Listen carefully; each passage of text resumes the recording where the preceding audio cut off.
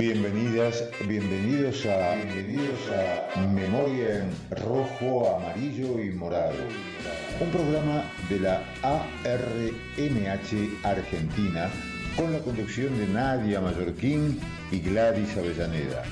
Producción Nadia Mallorquín. Memoria en Rojo, Amarillo y Morado por Radio Caput.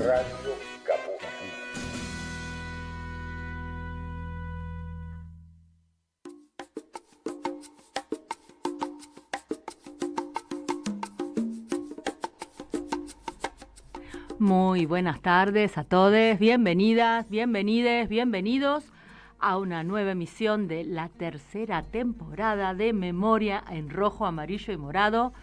Un gran saludo a quienes nos escuchan desde aquí y desde el otro lado del Atlántico. Muy buenas tardes, compañeros queridos acá en estudio. Cecilia, hola. Hola, buenas tardes, compañeros. Hola, Nadia. Hola, buenas tardes. Dani, ¿cómo estás? Buenas tardes, contento de estar acá. Chino, querido, nuestro operador, estrella. Bueno, estamos aquí, les vamos a dejar el teléfono para mensajes por WhatsApp, sería el 11-6516-4446. Y también les sugerimos, si gustan, si nos están viendo por YouTube, si el programa les agrada, la temática y lo que hacemos, nuestros rostros, nuestra palabra, es que apoyen a Memoria en Rojo, Amarillo y Morado con un cafecito, presionando el link que se encuentra debajo de la pantalla en el YouTube y acompañarnos así. Bueno, dicho esto, vamos al editorial del día de hoy. Bueno, nuestra editorial está basada en un texto publicado el día de hoy en la revista Rebelión. Para quienes quieran consultarlo, revistarebelion.org.com. El título del artículo es La memoria histórica acerca de la República Española que enriquece a les jóvenes. Este artículo es de nuestro compañero Daniel Campione y es la inspiración para esta editorial que vamos a compartir el día de hoy. El 14 de abril de 1931 se instauró la Segunda República Española. Y es la fecha en que se celebra y recuerda que es el Día de la República. Tenemos muchas razones para que este día sea recordado en los establecimientos educativos y para de esta manera estimular e impulsar una profunda reflexión colectiva en torno a esta fecha y estos hechos históricos. En este sentido, cabe recordar que las misiones pedagógicas fueron una iniciativa del gobierno de la Segunda República Española destinada a la alfabetización y a la mejora del nivel educativo y cultural de los sectores más atrasados de la población española, fundamentalmente los campesinos, obreros, niños, niñas y pobladores de lugares de difícil acceso. En las misiones colaboraban de manera activa destacados intelectuales, poetas, artistas, conocemos algunos, de hecho los hemos mencionado, como Federico García Lorca, Miguel Hernández, Rafael Alberti, entre otros, además de estudiantes, maestros, bibliotecarios, bibliotecarias y muchos otros profesionales y personas de cualquier oficio o sin él, todas personas muy comprometidas con la causa, todos entusiasmados de generar cultura, de construir comunidad, cumpliendo, por supuesto, el objetivo fundamental de esas misiones, que era la de alfabetizar y, hacer de fácil acceso el conocimiento. Todo esto, por supuesto, con la conciencia de que era difícil, tiempos difíciles, pero que había todo un apoyo por parte de ese nuevo, podríamos llamarlo nuevo proyecto, que vendría a ser ya la segunda etapa de lo que fue la República Española. Es importante en este sentido mencionar que hubo principios fundamentales en la Constitución de 1931 que podrían ser de enorme avanzada. Hoy hasta nuestros días sigue siendo. Uno de ellos, bueno, por supuesto, es el de la laicidad de la educación, el principio de elección y movilidad de todos los cargos públicos, incluidos el jefe de Estado, el principio de unicameralidad, que se suponía era la eliminación de una segunda cámara aristocrática o de estamentos privilegiados, por el cual el poder legislativo sería ejercido por una sola cámara. Es muy avanzado. Otra política fue la de favorecer el otorgamiento de autonomías a las nacionalidades históricas que querían acceder al autogobierno. El voto femenino fue otro logro importante, ¿no? Y se preveía también la posibilidad de la realización de una expropiación forzosa de cualquier tipo de propiedad a cambio de una indemnización para la utilización social, así como la posibilidad de nacionalizar los servicios públicos. Bueno, eso era la Segunda República. Y para nosotros es muy importante recordarlo, tenerlo presente como no es un ideal, es como el camino hacia donde queremos volver o queremos ir. Por supuesto, hoy estamos atravesando momentos terribles a nivel internacional, a nivel nacional, bueno, ya lo sabemos en la vida cotidiana, pero España también está pasando por una fuerte avanzada por parte de la ultraderecha, del fascismo, que nunca se fue, por supuesto. Bueno, en ese sentido, por eso consideramos muy importante esto que planteamos al principio de esta editorial, la importancia de la educación y de que se puedan seguir alimentando en los espacios educativos qué es la República Española y cuáles eran los valores que se producían o que fueron producto de esa avanzada, ¿no?, institucional, democrática y demás. Algo muy importante en ese sentido es decir que en esta editorial que presentamos, nosotros, como parte de una asociación de la ARMH Argentina, estamos trabajando a nivel local por ahora, ¿no?, con la idea precisa de esto, de poder acercar qué fue la Segunda República a las escuelas, porque consideramos que no le es ajeno al pueblo argentino por los vínculos que siempre hemos estado compartiendo en este programa que ha habido entre Argentina y España desde hace muchos años, mucho tiempo, pero que a partir de los flujos de migraciones, de exilios, siempre fue uno de los países más importantes para las víctimas de exilios por parte del franquismo.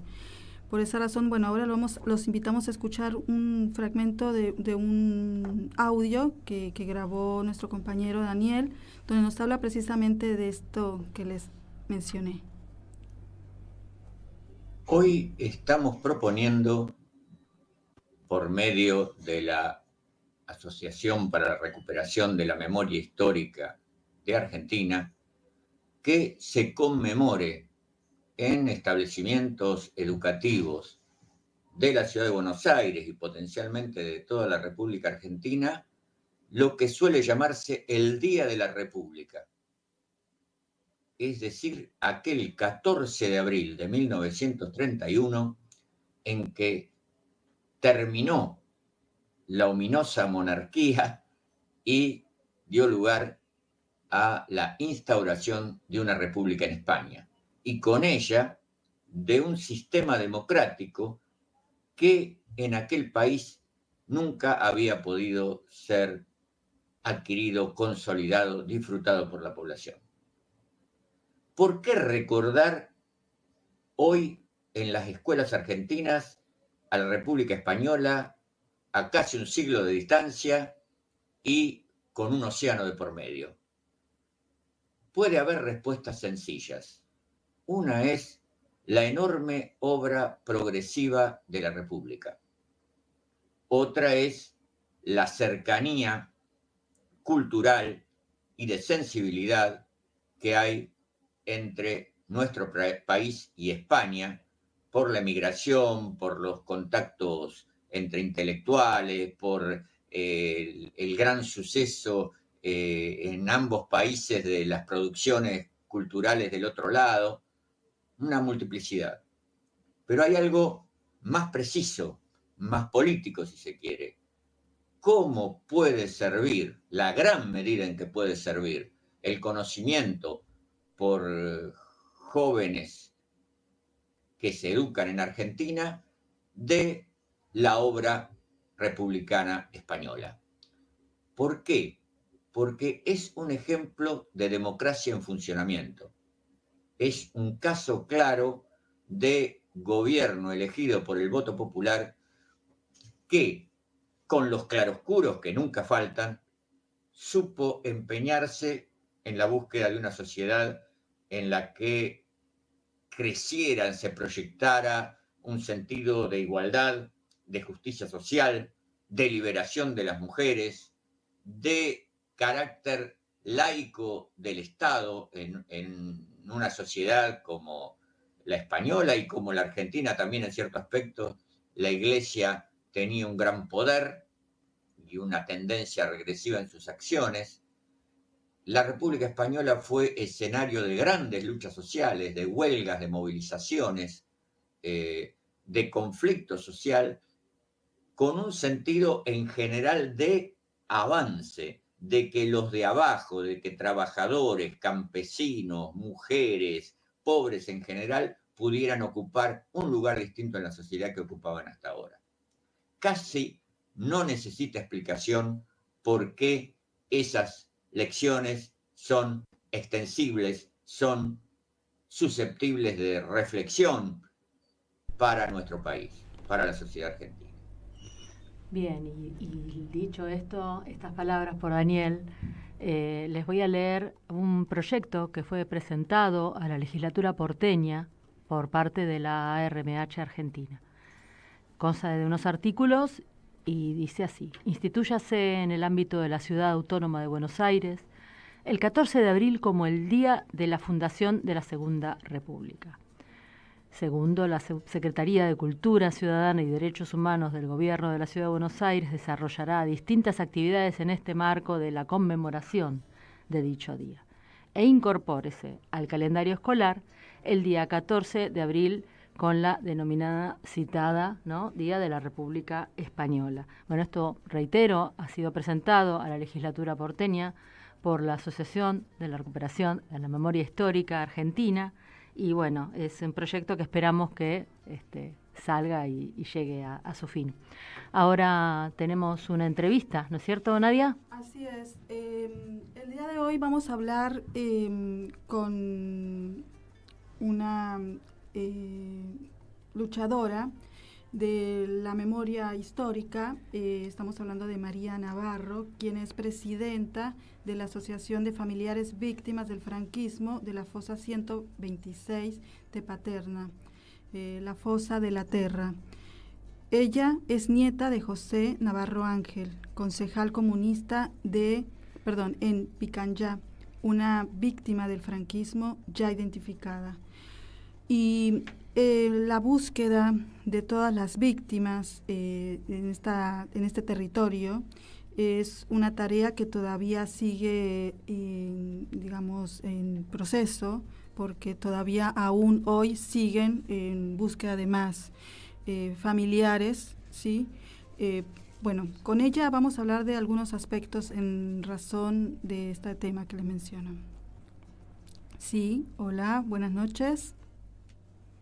Hola, buenas noches. Buenas noches, María, ¿cómo estás? Muy bien, encantada de escucharos, que nos deis este espacio. Bueno, igual nosotros. Disculpa el horario, pero es el horario en que tenemos el programa. Sé que para ustedes es un poco complicado porque, prácticamente es medianoche. Sí. Queremos un poco que nos hable sobre, primero, cómo surgió la Asociación de Familiares tu historia, la historia de tu familia, y después, bueno, quiero preguntarte también sobre la actividad que van a realizar en los próximos días. Claro, pues mirar, la asociación nace por la necesidad que tenemos las nietas y los nietos de estas personas que fueron asesinadas por el fascismo, de saber sobre ellas, de encontrar respuestas a tantos por qué, a tanta injusticia y a saber nuestra historia también en realidad. En nuestras casas nunca se hablaba, la represión del franquismo fue muy dura, fueron 40 años de dictadura y bueno, nosotros hemos crecido sin saber parte de qué le ocurrió a parte de nuestra familia. Entonces, cuando llega un momento que te preguntas ¿por qué no tengo una foto de mi abuelo en casa? ¿Por qué no se habla de él? Aquí hay algo, esta familia no es normal, aquí hay algo que yo he de saber y que necesito saber. Entonces, bueno, cuando sabes que tu abuelo con 38 años, por ser una persona comprometida con la sociedad de su momento, lo detienen, lo encarcelan y al año y medio lo asesinan, pues es muy duro, porque lo que sí que sabemos es las penalidades, las humillaciones, el miedo que ha pasado la familia que queda viva. Esto es muy duro de asumir, y sobre todo nuestros padres y madres no pudieron hacerlo porque tenían mucho miedo, porque la represión, como digo, fue terrible, pero sí que ha llegado el momento nuestro de decir, aquí estamos, queremos saber la verdad y queremos que el mundo la conozca. Para esto, pues cuando emocionalmente puedes asumirlo, y ya obtienes un compromiso. Yo cuando ya supe la realidad de mi familia, visité por primera vez el cementerio de Paterna y vi su nombre en una fosa común donde hay 243 personas asesinadas. Yo adquirí un compromiso en aquel momento y pensé, te voy a sacar de aquí y voy a contarlo. Y desde entonces no he parado hasta este momento que tengo la fortuna de que uno de los 18 personas de la fosa 126 identificadas, una de ellas es mi abuelo, José Navarro. María, ¿esto en qué año ocurrió? Pues mira, yo empecé aquí en el País Valencià, empezó un movimiento memorialista muy importante. Y yo creo que todas las personas que estábamos esperando y no sabíamos qué hacer ni por dónde empezar, fue como un revulsivo de decir, ahora es el momento. Y en 2017 yo, por la televisión, vi que se había judicializado una de las fosas de Paterna, la fosa 113, y fue el momento en el que dije, ya sé el camino a seguir, voy a contactar con estos compañeros y compañeras y así empecé en 2017, empecé sola. De hecho, siempre cuento esta anécdota, pero le dije a mi hermana, necesito que seas o vocal o secretaria o tesorera para montar la asociación porque yo sola no puedo. Y a partir de ahí fue como que las familias fuimos encontrándonos, las familias de la 126, empezaron familiares a ir al cementerio a preguntar a los equipos de arqueología que en aquel momento estaban exhumando Arqueoantro, la Sociedad Científica Arqueoantro, que es la que ha hecho la mayoría de las exhumaciones en Paterna.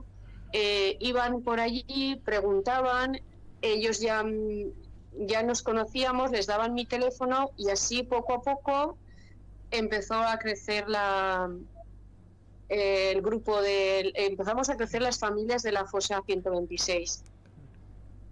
Y bueno, creamos la asociación, empecé a publicitar también por Facebook, por boletines de ayuntamientos, buscando a las familias, y en estos momentos somos 110 familias que nos hemos encontrado ya y que formamos la asociación de la Fossa 126, la Fossa de la Terra.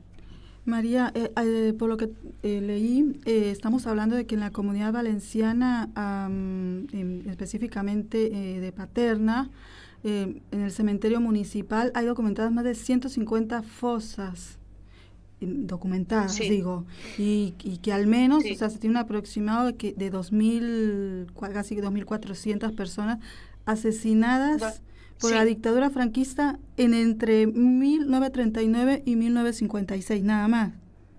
O sea, es impresionante el trabajo que han hecho ustedes, porque o sea, se ha logrado contactar a muchísimas familias, o sea, en un tiempo prácticamente muy corto.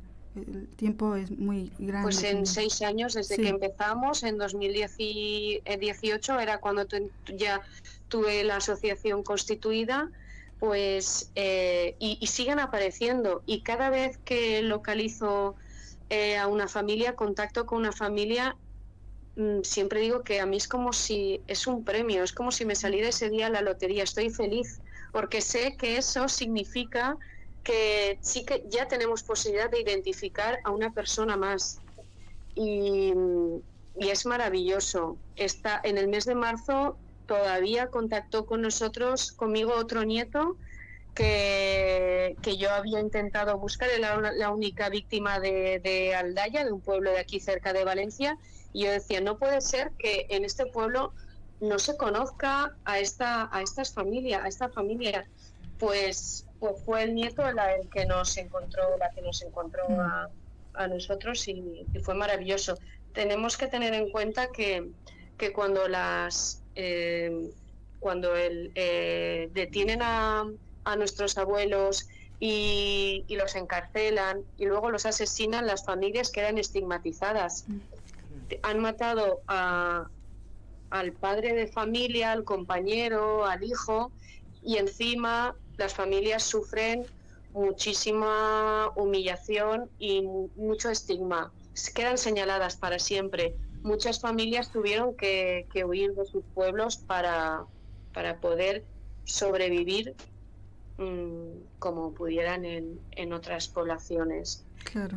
Quiero aclarar, siempre me gusta decirlo porque hablamos de nuestros abuelos, pero claro, la gente puede tener la imagen de una persona mayor, pero nuestros abuelos cuando fueron asesinados eran jóvenes. Tenían la víctima más joven que tenemos de la Fossa 126, que es Alfonso Gavila, tenía 21 años cuando lo asesinan, 19 cuando lo detienen. Mi abuelo tenía 38 años, por ejemplo. Eran hombres y mujeres jóvenes. En la fosa nuestra, en la 126, hay 3 mujeres en total. En Paterna fueron asesinadas 21 mujeres también. Hablábamos antes de la cifra terrible de asesinados. Las cifras son 2.238 personas y 21 de ellas mujeres. Y lo que hay que destacar siempre, en tiempos de guerra, quiero decir, todas las muertes son duras y son terribles, pero en el contexto de guerra se puede entender que ocurra, lamentable, pero ocurren muertes. Pero las muertes de nuestros familiares fue una vez terminada la guerra, en el llamado tiempo de paz. María, acá te quiere preguntar Gladys. Hola, buenas noches, María, un gusto. Hola, buenas noches, igualmente. Y te quería consultar, ¿tuvieron como asociación, recibieron aporte, colaboración de otros espacios, de personas en particular? ¿Cómo estuvo eso? ¿Los acompañan o no? ¿Cómo viene el trabajo? Sí, nosotros... Claro, esto ha sido un trabajo conjunto de por una parte, como os he contado, de las familias asociarnos y ser las que hemos... claro, las que formaron la hemos asociación, empujado. claro. Claro, las que hemos dicho aquí estamos y necesitamos y queremos abrir la fosa, pero evidentemente económicamente para nosotros hubiera sido inviable. Y la Consellería del Botànic 2, la Consellería de Memoria Democrática de la legislación pasada, ahora esta consejería ya ha desaparecido con el nuevo gobierno del PP Vox que tenemos ahora en la Comunidad Valenciana, ya no existe. La Consellería, como decía, de Memoria Democrática ha sido la que ha soportado toda la parte económica de nuestra fosa. Ha intervenido en este caso con nosotros, fue la Consellería pero la Diputación de Valencia también ha sido la que ha soportado la gran parte de las exhumaciones del resto de Paterna. Okay. Muchas gracias. Bueno, yo, de nada, vosotras. Sí quisiera preguntarte en relación al homenaje que van a realizarle a las víctimas, a las 243 víctimas de la Fosa de la Terra. Que nos hables un poco sobre qué va a consistir ese encuentro y bueno, que también en ese marco van a entregar los restos de víctimas identificadas, que serían 20, ¿es así? Exacto, sí. En realidad el acto es para hacer la entrega de las 20 personas identificadas. 18 de la fosa 126 y 2 de la fosa 112, aunque siempre queremos nombrarlos a todos y a todas, ¿no? A todas las personas asesinadas en la nuestra, y también nunca olvidar a las 2.238 y a todas las víctimas del fascismo. Pero este acto se centrará en la entrega de estas víctimas. Entonces, bueno, serán los protagonistas de la mañana y vendrán las familias a recogerlos. Yo nombraré a cada uno y los nombraré a ellos, y también he pedido que me dieran a las familias el nombre de sus mujeres, de sus compañeras y de sus hijos y de sus hijas.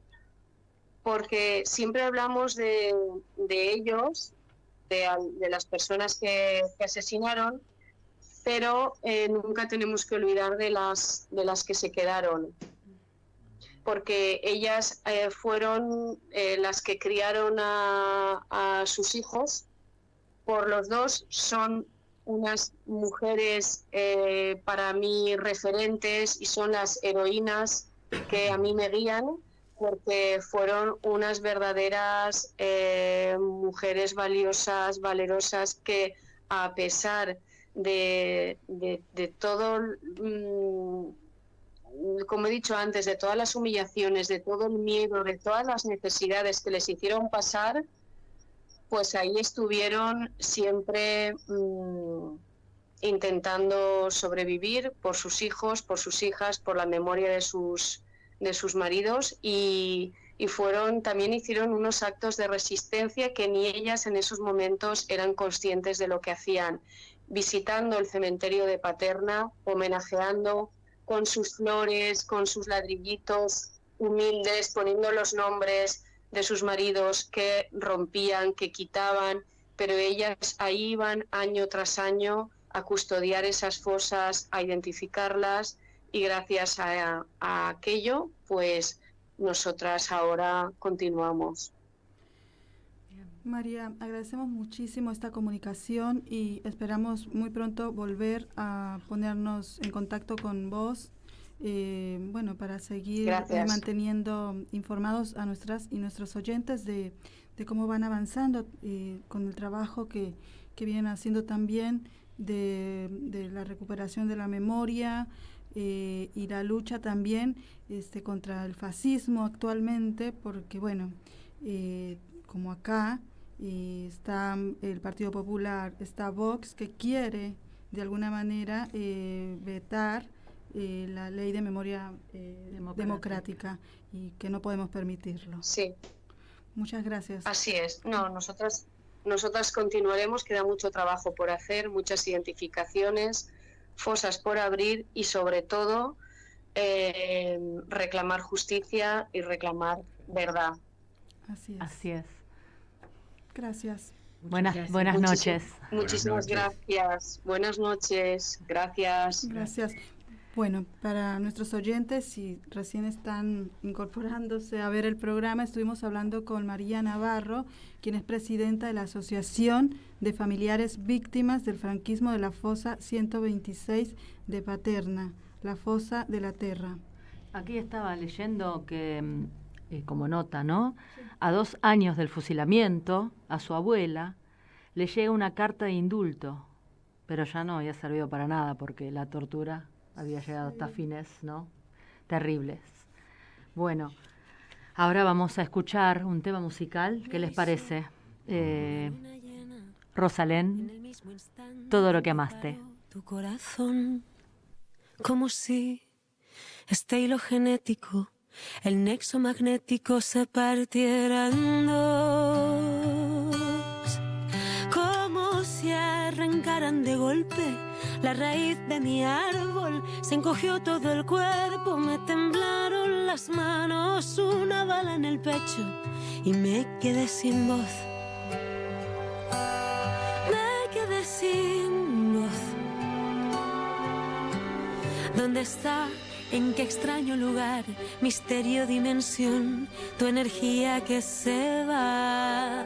Dime si se diluye en el viento, se esconde en el bosque, se sumerge en el mar. O si estás protegiendo de cerca, enviando la fuerza, señalando el camino, advirtiendo el peligro, con viajes de ida y vuelta desde la eternidad hacia la eternidad. Te veré en todo lo que amaste, en cada abrazo eterno, en cada atardecer. Te veré en las aves del cielo, en cada hombre bueno, en todo aquel que guarda fe. Eras la persona que más decía te quiero. Si supieras cuánto se te echa de menos. No te enseñan a abrazar la ausencia, a aceptar la esencia de una cruel ley natural. Tan sencillo, uno nace, luego muere, lo que importa es la huella que se deja al caminar.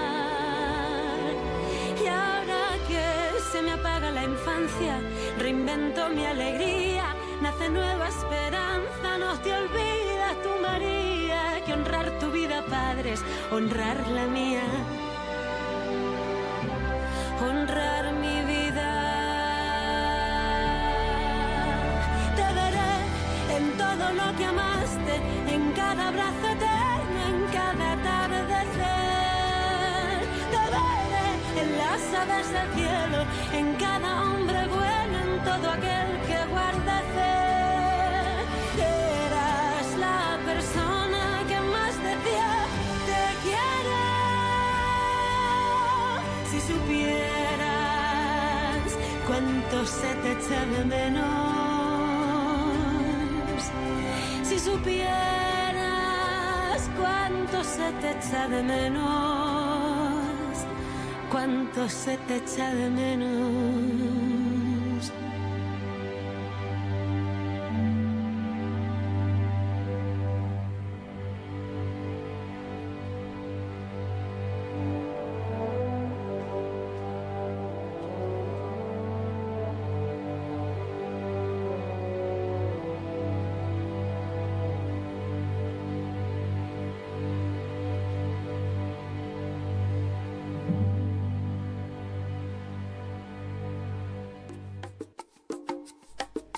Muy bien, hermoso tema, ¿eh? Y bueno, ahora vamos a escuchar un poema de nuestra compañera querida Susana Maceira, que se llama Un mundo sin distinción. Quizás un día nos podamos encontrar todos los humanos y nos podamos mirar, sin guerras ni bombas, sin ejércitos también, cuidando el planeta, sus aguas, sus ríos y océanos, protegiendo la flora y la fauna con amor, que todos nos miremos sin distinción, seamos hermanos en este dolor. Muy bien, muchas gracias, Susana. Y ahora vamos a la columna de nuestro escritor, historiador, profesor e investigador Daniel Campione. El ayer y hoy de la España sufriente. Historias, memorias y cultura en ambos lados del Atlántico. Daniel Campione en memoria en rojo, amarillo y morado. Memoria en rojo, amarillo y morado.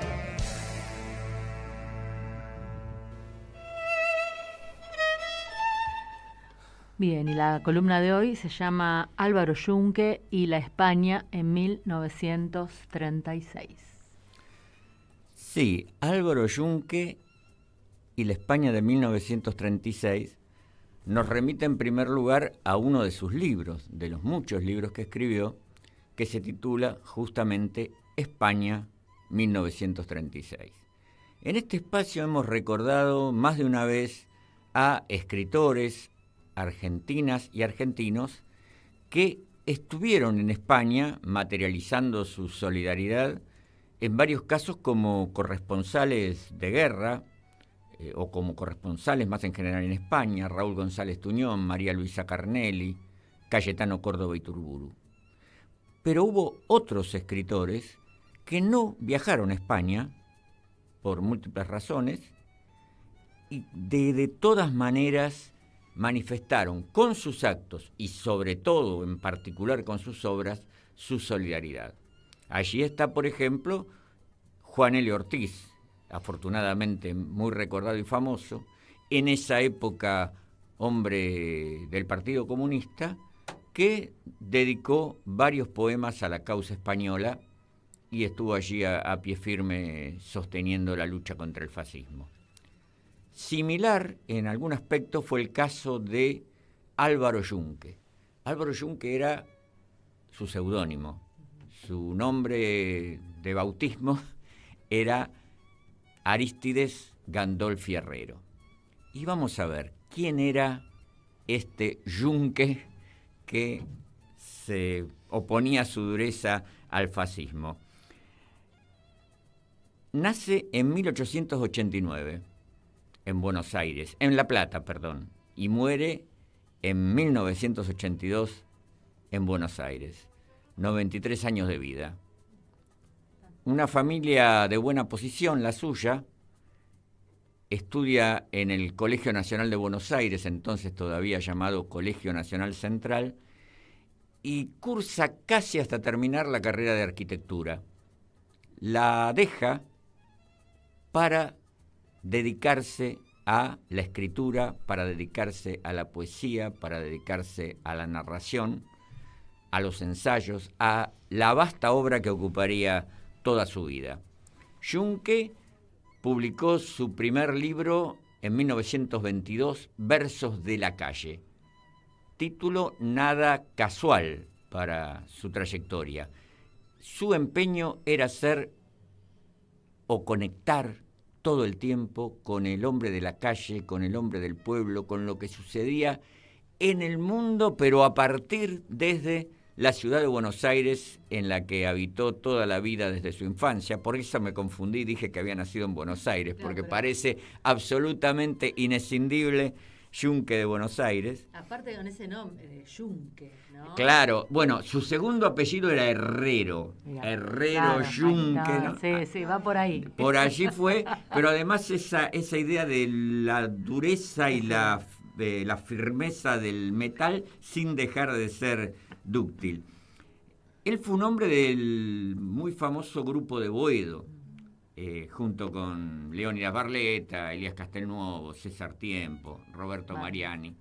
Allí estuvo en sus primeros pasos en las ideas políticas, fue anarquista, y como tantos anarquistas, ya cursando la década de 1930 y en el ocaso de la influencia libertaria en el movimiento obrero y en la sociedad argentina en general, pasó al comunismo. Allí se afianzó como hombre de las corrientes más sociales, más políticas de la literatura. Y por eso asumió la bandera, la divisa de sobre todo la poesía popular. Él siempre insistía en que era ante todo poeta. Fue más conocido por sus cuentos que por su poesía, o al menos más difundido. Sin embargo, su título de honor, su timbre de orgullo, era la poesía. Y como poeta de Boedo, y aunque no tenga que ver con nuestro tema específico, voy a leer un fragmento, se dirigió a Los Hombres de Florida, del grupo opuesto, cuya contraposición algunos relativizan actualmente, pero al menos está claro que él la vivía como una contradicción real o como un enfrentamiento real. El poema se llama Retruque a un poeta de Florida. Pa' vos que es una blasfemia que yo afile versos rantes, seguí vos con tu academia, yo me junto con Cervantes. Vos le negás tu versada a las chusmas del suburbio, vos sos agua filtrada y ellos son arroyo turbio. No esperaré que apadrines nuestro canyengue, es bastardo. Vos seguí con tus latines, yo me quedo en mi lunfardo. Pam, pam. Duro el hombre. Sí, terrible. Pese a que del otro campo estaba quien se encontraría a poco andar con él en la militancia comunista, Raúl González Tuñón. Digo, por el lado de la relativización, también no todo era Borges, claro. O Oliverio Girondo del otro lado, que eran hombres realmente de una concepción cultural y política Claro, diferente. pero quizás tenían una mirada de la llegada a la cultura o a la escritura como cosa más selecta y otra cosa más, una mirada más popular, ¿no? Sí, y de la creación literaria y poética en particular en sí misma. Tuñón era un hombre de la vanguardia poética, del verso libre, cada vez más libre. Juncker era más clásico, explicado por el mismo González Tuñón, hombre de la rima y el ritmo. Y entonces, bueno, eso marcaba una diferencia. Ahora bien, este hombre de Boedo, cuando avanza el fascismo en el mundo, como todos sus compañeros de militancia, se conmueve en esta coyuntura histórica. Y ni qué decir cuando España es atacada desde adentro y desde afuera, o la República Española, por el fascismo. Y allí aparece su poemario España 1936, enteramente dedicado a la causa republicana y a los combatientes que a ella se enfrentaban. Pero ahora vamos a ver cómo la mirada de Juncker era también muy particular. Un poema, Cantares del Toro Negro, un segmento es más extenso. La aurora y el toro es negro, va de sotana vestido, y el toro lleva en las astas, por astas, un crucifijo. Contra la aurora su ímpetu, cornada contra la aurora, de su feroz crucifijo. Y su feroz crucifijo se enrojece con tu sangre, compañero Jesucristo. Fíjense el remate emocional que tiene de lo que parece un verso esencialmente antirreligioso. Juncker se pone del lado de Cristo. Indudablemente un Cristo visto como ser humano, como como referencia, como ideal. Es que es lo que hace la institución con las personas, ¿no? Claro, Al fin y al cabo. diferencia a la Iglesia del auténtico espíritu cristiano de la prédica evangélica. Pero vayamos a otro poema de ese libro. Allí él se refiere a una persona de existencia real, una mujer, Francisca Solano, que era una miliciana apresada por los fascistas en los primeros días de la guerra, el 26 de julio, el golpe cívico-militar es el 18 de julio, y que fue desaparecida. Nunca más se recuperó su cuerpo. Los hechos ocurrieron en El Espinar, una localidad de la provincia de Segovia, donde milicianos de la República fueron sorprendidos por el ataque fascista que venía avanzando sobre Madrid, aunque finalmente quedaron detenidos en esa zona de la sierra en torno a Madrid. Según una versión, Francisca va en auxilio de un miliciano que estaba herido, se retrasa en la retirada y allí es capturada. Juncker refleja esta historia en unos versos muy interesantes. Dice: Francisca Solano, joven, miliciana que a luchar, saliste bella y bravía por el Frente Popular. Francisca Solano fuiste de las que con torrental embate a los mercenarios quitaron el Espinar. Francisca Solano, pero mujer hasta el guerrear. Dejas el arma y te pones un camarada a curar. Se ve allí el homenaje en versos sencillos, claros, a el espíritu de la resistencia contra los opresores del pueblo español y la mirada hacia la mujer, que no deja de tener los tics de la época. Era raro que un poeta se abstuviera de decir que la mujer era bella, lo fuera o no, pero digamos ese espíritu de la galantería tenía que estar.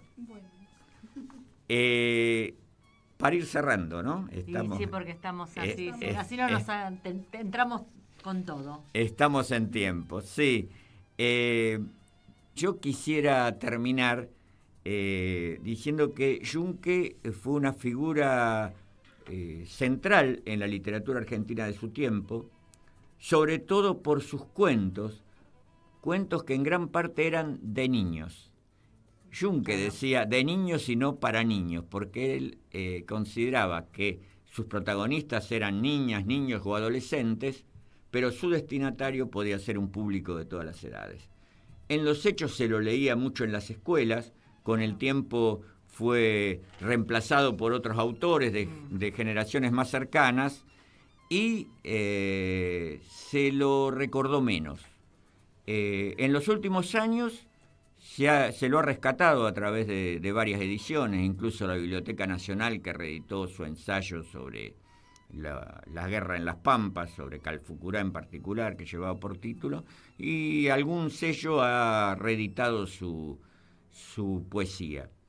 No, su poesía no, perdón, sus cuentos para niños. Su poesía no ha tenido mayores reediciones. Vaya el homenaje para Juncker, la invitación a leerlo con fruición y el ubicar ese enlace con la República Española y con la causa antifascista de alguien que fue cuentista, comunista y sobre todo poeta. Bien. Muchísimas gracias, Daniel, por tu columna. Y ahora vamos a ir con la columna de nuestra compañera Cecilia Samanes. Mira, niña, son más de las 3. Han llamado y sé muy bien quién es. Son demonios, vienen a por mí. Ponte a salvo, vendrán a por ti. Más de hispanos al amanecer. Asesinos que matan al no convencer. Porque no saben ver. Bien, y ahora vamos a escuchar la columna de nuestra compañera investigadora y docente Cecilia Samanes. Los cambios en la educación previos a la Segunda República. Te escuchamos, Ceci. Gracias. Bueno, voy a tratar de acotar un poco lo que tenía preparado para no sobreabundar y no excederme del tiempo.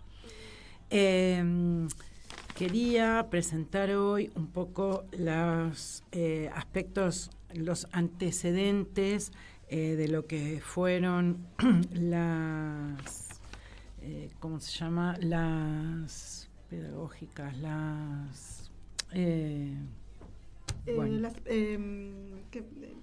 Ya va a salir. Misiones pedagógicas. Las misiones pedagógicas, ahí está. Sí, hoy es tremendo. Bueno, las misiones pedagógicas. El antecedente es la Institución Libre de Enseñanza, ¿no es cierto? Surge en Madrid por 1875.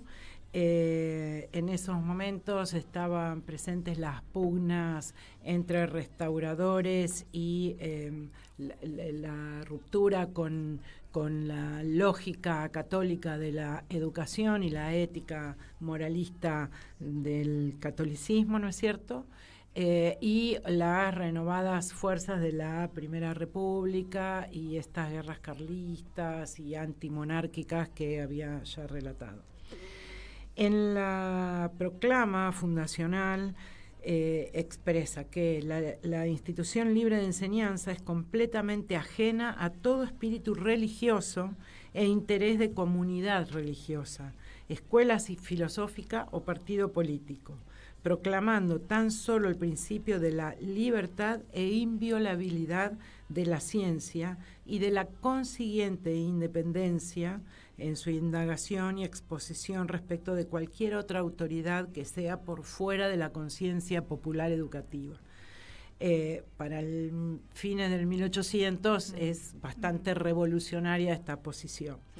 Con propuestas y métodos innovadores, incluye a la mujer en la educación con un rol preponderante para formar, habíamos dicho que había que formar ciudadanos y dejar de ser, que los españoles dejen de ser súbditos en esta España liberal y ayornada a lo que era la Nueva Europa también, ¿no? Sus principales exponentes fue Giner de los Ríos, pedagogo, filósofo, fue quien creó y el primer director de la ILE. Se convirtió así en una escuela fundamental para la enseñanza inicial y la secundaria. Entendía la labor, la tarea, la función educativa como un proceso que debía iniciarse a muy temprana edad en las niñeces, y en las propias palabras de Giner de los Ríos, pensaba la ILE como una institución de reforma pedagógica profunda. La figura del maestro entonces y la maestra tenía gran importancia como poseedor de la verdad y el conocimiento, aspecto que fue luego, por supuesto, discutido en los años 1970, sí. Pero era innovador para aquellos años donde la palabra verdadera la tenía la religión católica, en un país donde los reyes representaban al Dios en la tierra. Cambiar el eje, ¿no? Pasar al maestro. Al maestro, a lo científico, claro, a la pedagogía como centro de la educación y no la cultura religiosa. Pero también hoy quería rescatar, que fue parte de las misiones pedagógicas, a María Zambrano Alarcón. Ella vivió entre 1904 y 1991, fue una intelectual, ensayista y filósofa. Fue activa participante por las misiones pedagógicas en los pueblos de Cáceres, Huesca y Cuenca. Entre el año 1932 y en el 1934 participa de los círculos culturales, colabora en la Revista de Occidente, que fuera fundada por Ortega y Gasset, con quien rompe políticamente en ese periodo, pero en la Revista de Occidente conoce a un atribulado Miguel Hernández. Se movía en estos círculos, María Zambrano. En el 1935 inicia su tarea como profesora de filosofía en el Instituto Cervantes, donde conoce a Antonio Machado, que en ese momento impartía el curso de ingreso en el Instituto Cervantes. Se involucra en el movimiento feminista de lo que se llamó la generación del 27 en España, que se autodenominaban como las sin sombrero. Eso fue porque en un momento las y los intelectuales se les ocurrió pasar sin sombrero, que era por el Arco en Madrid, que significaba alcurnia, importancia, que no eran de la plebe, y entonces se autodenominaron las sin sombrero, repudiando de alguna manera esa aristocracia elegante española, ¿no? También, como muchas de las artistas, las y los artistas españoles, tuvo que exiliarse cuando estalla la Guerra Civil, y muy tardíamente, a sus 80 años, recibe el premio Príncipe de Asturias y el premio Cervantes a su trayectoria literaria. He aquí María Zambrano Alarcón. Muy bien. Nos vemos en 15 días. Bien. Gracias. Bueno, voy a hacer un anuncio, Por favor. brevemente, que tenemos una muestra fotográfica llamada Atravesados por la Guerra, de nuestra compañera de la asociación, Silvina Di Caudo, que se inaugura este sábado 13 de abril a las 20 horas en la Casa de Cultura de Salta, en la provincia de Salta, en la calle Caseros 460. Esta muestra fotográfica va a estar desde el 13 al 28, de 8 a 21 horas, en la Casa de la Cultura de Salta, en Caseros 460, Ciudad de Salta. Y también se van a presentar unas performances como Alegoría a la Muerte de Federico García Lorca y un homenaje a la obra de teatro A por la Tercera. Dejamos aquí esto y ojalá quienes estén cerca puedan ir y disfrutar. Claro, muy importante. Bueno, es una muestra muy interesante en la cual ha estado trabajando mucho la compañera. Y bueno, Gladys, creo que podemos escuchar un poco sobre qué estás leyendo. Sí, por supuesto, Daniel. Que nos queda ¿Qué muy estás poco leyendo? tiempo. Sí, brevemente. He traído justamente el libro que ya mencionamos, España 1936, de Álvaro Yunque.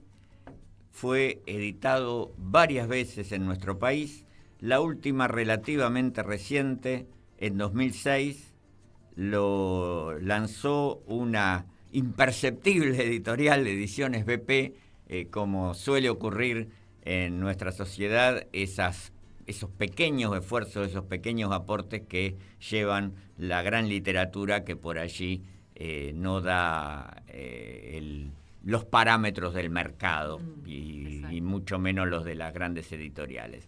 El libro se puede conseguir todavía. Les quería decir que en cierta empresa tildada como Unicornio y a la que pertenece un gran empresario radicado en el Uruguay, se encuentran ofrecidos 2 ejemplares, uno de ellos a un precio realmente muy amable. Así que apúrense, que por allí consiguen España 1936 de Álvaro Yunque. Voy a desentrañar esa incógnita que me has dejado y voy a tratar de conseguirlo. Bueno, ahora nos vamos a despedir escuchando un tema de Rosalén, que es Albacete, y estuvimos aquí en la conducción Nadia Mallorquín y Gladys Avellaneda, Adriana Fernández como columnistas, Daniel Campione y Cecilia Samanes. Columnistas y corresponsales al otro lado del Atlántico, Juan Miguel Vaquero, Susana Falcón, Jorge Fonseca y Soledad Luque Delgado. En la producción, Nadia Mallorquín. En la operación, el Chino Román. Esto fue Memoria en Rojo, Amarillo y Morado, un programa de la RMH. Y bueno, sí, repito, escuchamos a Rosalén en el tema Es Albacete. Muy buenas tardes, salud y república. Es Albacete, la ciudad donde nací,